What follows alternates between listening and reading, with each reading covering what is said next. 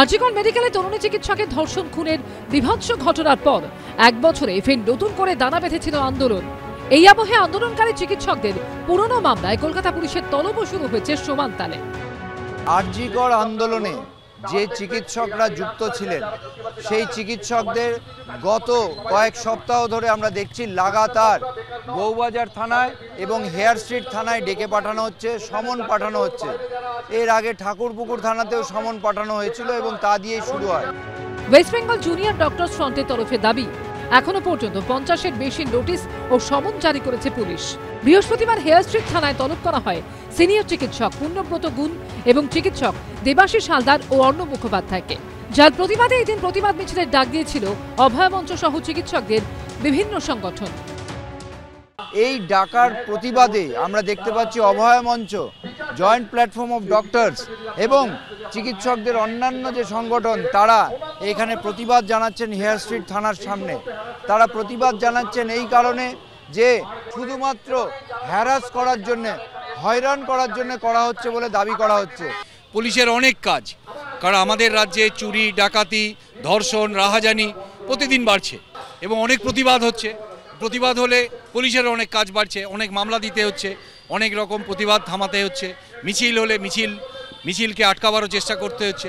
তো এই সব মিলিয়ে পুলিশের অনেক কাজ বেড়েছে, এটা বুঝি।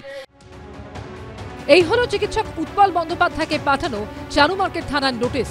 তাকে 12ই সেপ্টেম্বর তলব করা হয়েছে, অথচ দেখা যাচ্ছে নোটিশে যে অফিসার সই করেছেন তার নিচে তারিখ লেখা রয়েছে 9ই অক্টোবর।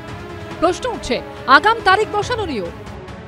যে সাব ইন্সপেক্টর সই করেছে তার ডেট আছে 9/10/2025।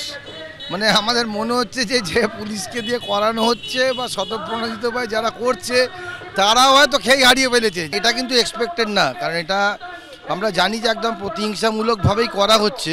যারা সরকারি হাসপাতালে টাকা নিয়ে প্রতিজ্ঞাবদ্ধ রোগীদের সেবা করার, সেই সেবার বদলে রাস্তায় নেমে স্লোগান দিয়ে যে আন্দোলন, তাতে কি কিছু না কিছু রোগীর প্রতি অনাচার বা অবিচার করা হয়নি?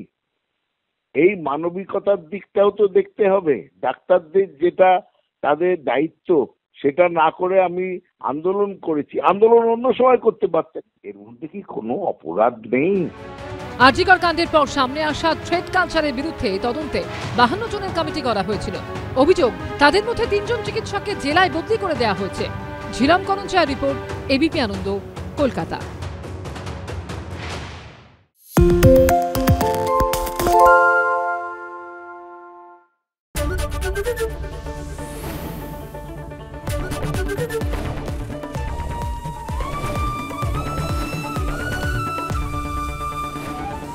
এবিপি আনন্দ, এগিয়ে থাকে, এগিয়ে রাখে।